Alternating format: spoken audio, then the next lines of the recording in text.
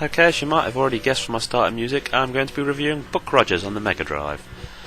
Now, this was a favourite game of mine from being a child, but I've tried to go back at it and look at it without so much nostalgia.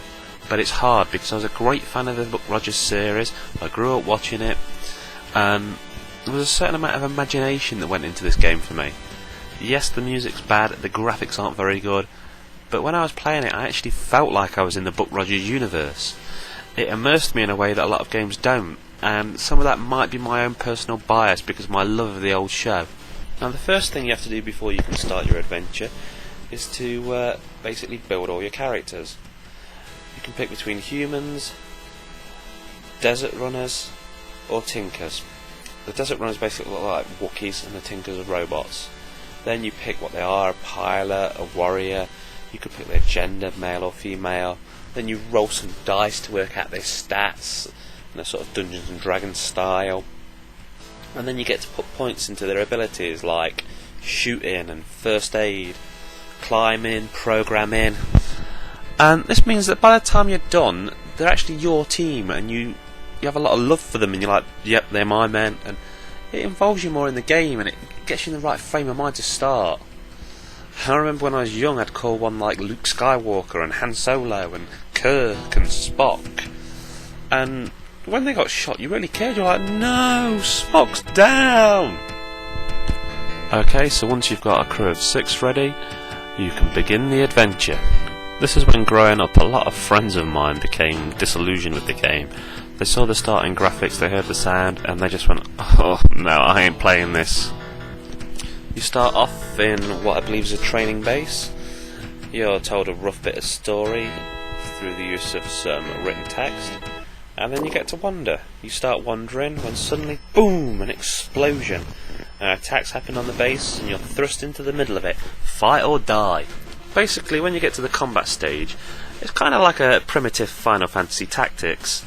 You're on a grid and you can move and you can shoot and you can heal, and you have to wait and take your turns and use strategy. I mean, my common one is that you attack one person until they're dead, because then there's one less of them firing at you, which is basic, but it seems to get you quite far. I know I complained about the music earlier, but just this battle music to me is a guilty pleasure. The it just really builds my adrenaline up. Part of me knows that it's rubbish music, but I'm still like, yeah. You'll probably notice that I've actually been cutting through a lot of the footage I've been showing you, and basically I've been taking you from the start of the fight to the end of the fight. We're cutting the middle out. This is because Buck Rogers it's a good game to play. It's fun if you're playing it, but it's incredibly boring to watch. I would never recommend you watch somebody else play Buck Rogers, because either you're going to be bored to tears or you're going to be wanting to snatch the control pad out of their hands. When you win a fight, your team gets healed, and you get to look at what was left behind by those you defeated, and you can claim it and put it on your people if it's better than what you've got, or later in the game you get the chance to sell it, obviously, and buy better weapons.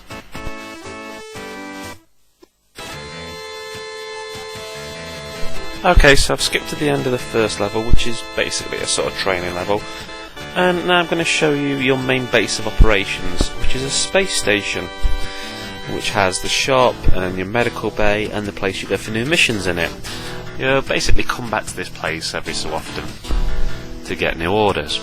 There's also a bar, but this is largely useless. You just go in, you get the option to mingle or leave, and if you say mingle, it just says something like, you have a drink. There's no real purpose to it at all, as far as I can remember. I think it's just there to make the station look better.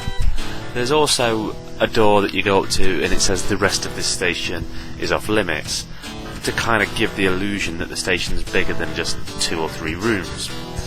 The gun shop's there and it lets you offload all the rubbish you've picked up for a profit, but you can also buy stronger guns. There's heat guns and rocket guns, and they're essential, to be fair, as your laser pistol is just too weak as you get further in. And then you get to HQ, where you get given your new missions and told that you'll be given a ship. One thing you might have noticed as I'm playing a lot of times I've skipped from one place to another and you've not seen me walk.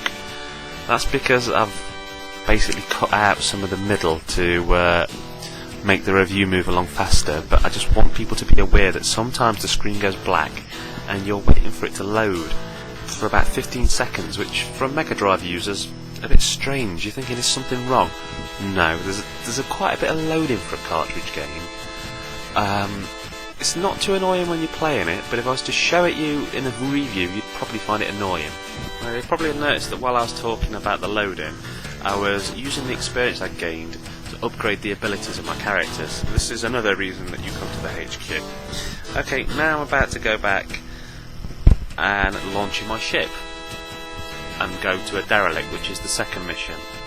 You actually get taken straight to the derelict via a few, I'd say cutscenes, but they're more comic books with words.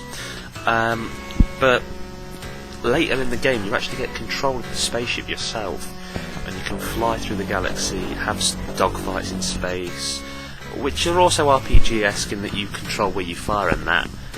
But it's a good part of the game. I would show you, but I'd like people to go out and get this game and experience it for themselves. If I show everything, then you won't, so I've limited myself to the first sort of 2 missions. Okay, so now basically you're fighting a sort of alien predator hybrid rip-off, which I just thought I'd show you to let you know that there's more than just the ram soldiers to fight, that it is quite a varied game. You travel to different planets, derelict ships, you board pirate ships. There's quite a bit of variety there, and in a way, to me, this is sort of the early Megadrive era version of a Mass Effect. I would love to see a remake of this. Usually I don't get on the remake wagon because games are remade and remade to death. But this was a very early Megadrive game, as can be told from the fact that it brags on the front cover that it's 8 megs with battery backup. Some people might find this a strange choice of a game to review. It's old, well, I don't think it was ever really that popular, and it's just a very slow-paced game that I wouldn't say films very well. But this has actually been the Megadrive review I wanted to do from the start. The Streets of Rage, the other reviews I've done have all been sort of practice. I never felt confident enough to make this review as exciting as it could be, or I just didn't want to send everybody to sleep showing them an old RPG with not very impressive graphics. But when I get down to what I actually think about this game, I said I was going to put nostalgia aside, and I've tried, but I don't know if I've succeeded or not, because I've been playing this game and it's made me feel like a child again.